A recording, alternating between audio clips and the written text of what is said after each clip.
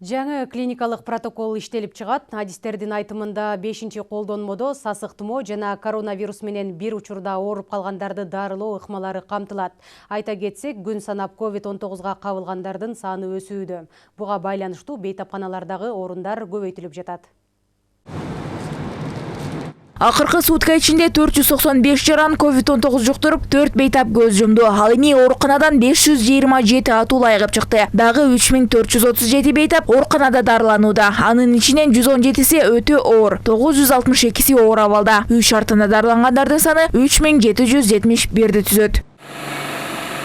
Илдетке кабылгандар 4-чү клиникалык протоколдун негизинде дарыланууда. Анда чоң адамдарды, балдарды, кош бойлуу айымдарды, өнөкөт оорусу бар бейтаптарды кантип айыктыруу керектиги толук жазылган. Значит, 4-й протокол у нас 4-чү колдонмо бул эң мыкты протокол. Анын жардамы менен дарыгерлер жүздөгөн бейтаптарды айыктырууда. Анда ар тараптуу кеңешмелер, ооруканалардагы, үй шартындагыларды дарылоонун бардык жол-жоболору жазылган. Кошумча реабилитациялоо тууралуу бөлүм да бар. Все наши врачи, все наши коллеги.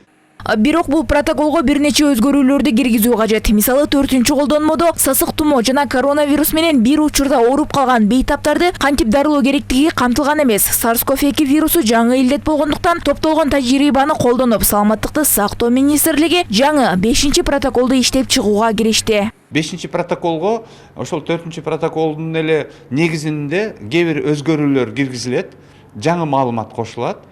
Биз мисалы көңүл бурабыз, ошол үйдүн шартында дарылаганга мындай көбүрөөк көңүл бурулат деп. Биз мындай азыр келишимге келип атабыз да, үйдүн шартында ооруган адамдар антибиотик деген дарыларды, жанагы канды суюлта турган дарылар, жана башка дарыларды негизи дарысы жок дарыланыш керек үйдүн шартында депчи.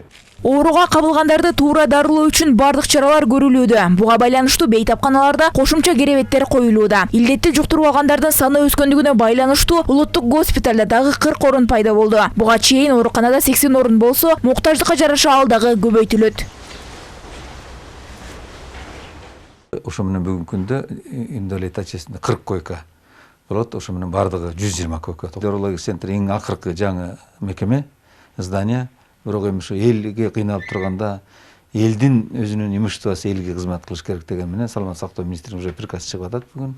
Ал жерге дагы өзү 80 койкага расчеттодук. Өзү негизи 120 экен, пока 80 ашып турат. Эгерде дагы по необходимости болуп калса деп, ошо менен министрлик приказы менен 80 койка чыгат дагы. Ал жерде дагы ошол даярдап атабыз.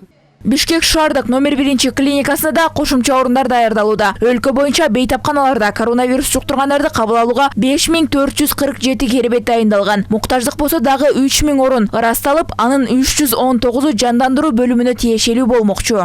Бишкек шаарында ооруканаларды, керебеттерди көбөйтүү боюнча иш-чаралар жүргүзүлүп атат. Бул боюнча азыркы учурда улуттук госпиталда ошол орундуктарды көбөйтүү боюнча иш-чаралар көрсөтүп атат. Жана ошондой эле Бишкек шаардык клиникалык номер 1-чи ооруканасында көбөйтүлүп атат. Ош шаарында көбөйүп кеткендигине байланыштуу 50 койкалуу ошол күндүзгү ачылган оорукана иштеп жатат. Кошумча курулуп жаткан жана капиталдык ремонттон өткөн ооруканаларда ишке бериле баштады. Кечээ эле Токмок шаарында 216 орундук жугуштуу оорулар ооруканасы ачылган.